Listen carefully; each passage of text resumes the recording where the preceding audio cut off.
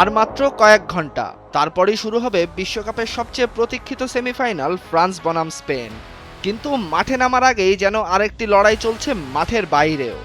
Dallas স্টেডিয়ামে শেষ মুহূর্তের প্রস্তুতি চলছে যুদ্ধকালীন তৎপরতায়, যাতে বিশ্বের সেরা দুই দল পায় নিখুঁত এক মঞ্চ।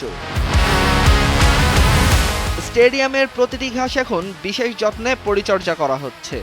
কোথাও ঘাস কাটা হচ্ছে, কোথাও পানি দেয়া হচ্ছে, আবার কোথাও অতিবেগুনি বা ইউভি লাইটের সাহায্যে ঘাসের মান ঠিক রাখা হচ্ছে। লক্ষ্য একটাই, ম্যাচের সময় মাঠ যেন একদম নিখুঁত থাকে।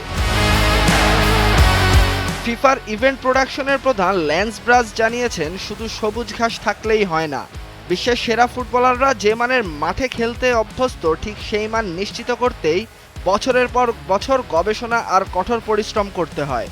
ম্যাচের দিন যেন মাঠ নিয়ে কোনো অভিযোগই না থাকে, সেটাই তাদের সবচেয়ে বড় দায়িত্ব।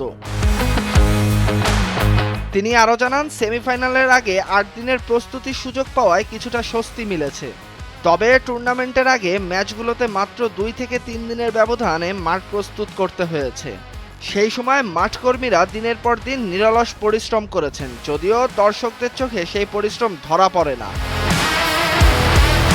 শুধু মাঠ নয়, দুই দলের ড্রেসিং রুমও সাজানো হয়েছে নিজ নিজ দেশের রঙে।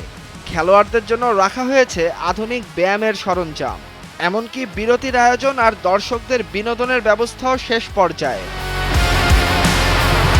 ফিফার পিচ ম্যানেজার ইয়ান ক্রেগ বলেন, তাদের লক্ষ্য ছিল ইউরোপ ও দক্ষিণ আমেরিকার ঐতিহ্যবাহী ফুটবল সংস্কৃতির সঙ্গে আমেরিকান স্পোর্টস সংস্কৃতির সেরা দিকগুলোকে একত্র করা। মাঠের পরিবেশ, সঙ্গীত আর দর্শক অভিজ্ঞতা সবকিছুতেই সেই ছাপ রাখার চেষ্টা করা হয়েছে। তবে এই সেমিফাইনালের পরই বদলে যাবে ডালাস স্টেডিয়ামের চেহারা।